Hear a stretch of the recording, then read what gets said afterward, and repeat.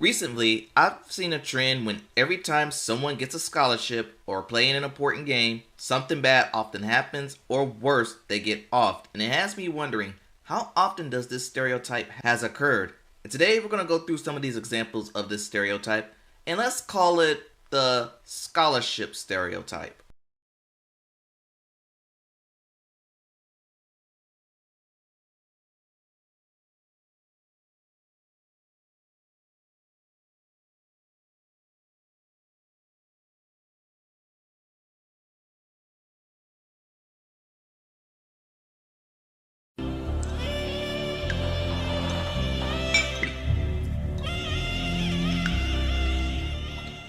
Cochise may be the first example of this stereotype. He was one of the main protagonists of Cooley High, and in the movie, thanks to his basketball skills, he was able to get a full ride to Grambling State.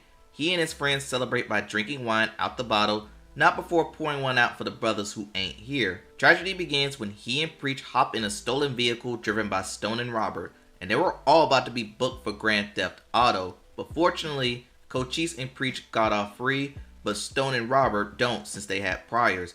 Once Stone and Robert got out on bail, they're on a hunt for Cochise and Preach. Preach gets away, but Cochise wasn't so lucky. He gets a beat down and dies under the bridge, and Cochise is the origin of this stereotype. Next example is Ricky Baker. He has dreamed of playing football in an effort to get out the hood.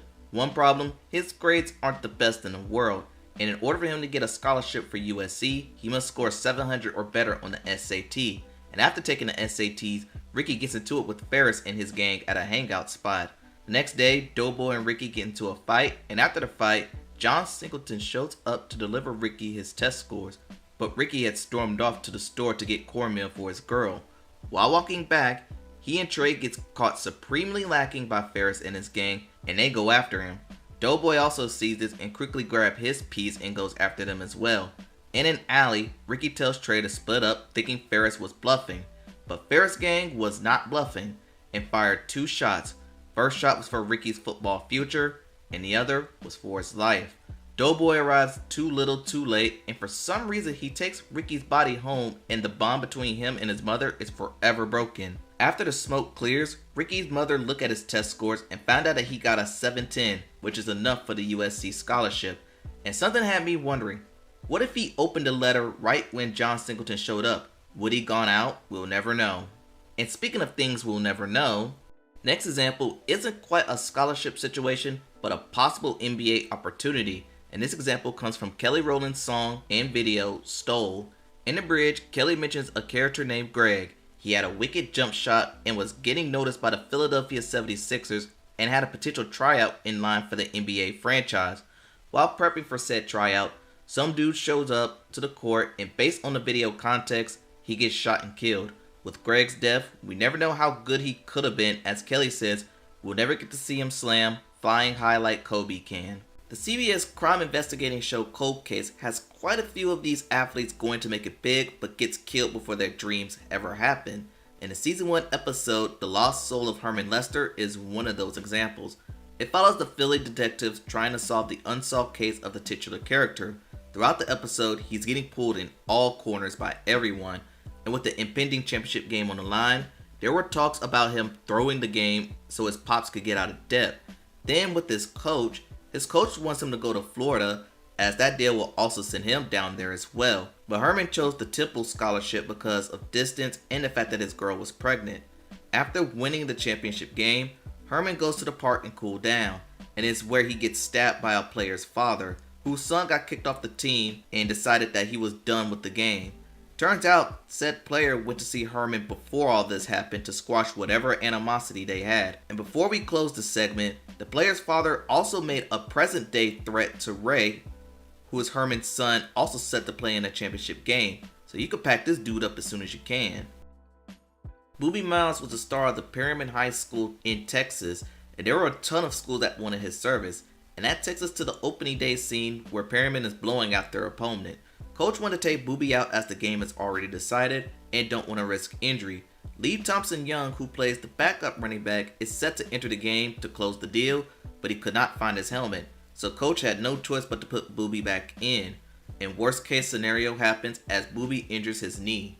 He goes in for 2 MRIs and both confirm a torn ACL, which requires season-ending surgery. Now disclaimer, this is 1988. An ACL tear is a near-death sentence in those times, as technology in rehab is not advanced as it is today.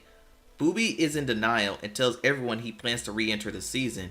He does come back in the season only to injure himself even further. And this leads us to the gut-wrenching scene of Boobie cleaning out his locker room and breaking down to his uncle as his football career is in doubt. He doesn't have a backup plan, as his reading level is that of a 5th grader, but in reality, Boobie went to a smaller college to play football, but he was not the same player and ended up flunking out. In the real life, Boobie Miles said, had he got the surgery immediately, things could have been different. G-Baby was a beloved character and little brother of Kofi Evans. All he wanted to do was play baseball, but was deemed too young to play, but served a big role on the team as manager. They ultimately get into a playoff game against a team that already beat him one time, and with the score tied 2-2 with 2 outs and only needing 1 run to advance to the championship, Coach calls in G-Baby to close the deal. The scene then transitions to the projects, where a gang is waiting outside set to do battle against a rival. While trying to find another way in, the gangs get into a shootout, and after the smoke clears, we learn that G-Baby got hit by the most unfortunate of ricochets. At his funeral, we found out G-Baby helped get the team to the championship by landing on first, allowing the third base to score the winning run. His team will go on to win the championship in his honor. Probably the greatest sports movie of all time leads us to Gary Bertier. He was the heart and soul of the TC Titans defense. The team had to go through a lot emotionally dealing with integration adjustments and racial prejudice, but thanks to winning, they were able to bring the community together. After winning the semifinals game, Gary gets injured in a car accident, ultimately getting paralyzed. He has to watch his team from his hospital bed play the championship game. Although in reality, Gary did play in that championship game, and said accident happened after the championship banquet occurred. Titans won the title game, and Gary would spend the rest of his life playing wheelchair sports to keep him distracted, until getting into another accident, this time with a much grimmer outcome. I was just about to wrap this video up, but then another example just popped up into my head, and that is Jimmy on Degrassi, played by Say Drake, I Heard You Like 'Em Young. He was the top basketball player of Degrassi High and was set to go to North Carolina to play college basketball. It might not have been North Carolina, but his basketball future was looking bright. One day, his friend Rick is a victim of a paint and feather prank played by Spinner. Rick goes home but comes back with gun at hand, and while Rick is getting cleaned up, Spinner spots him and decides to deflect blame on Jimmy.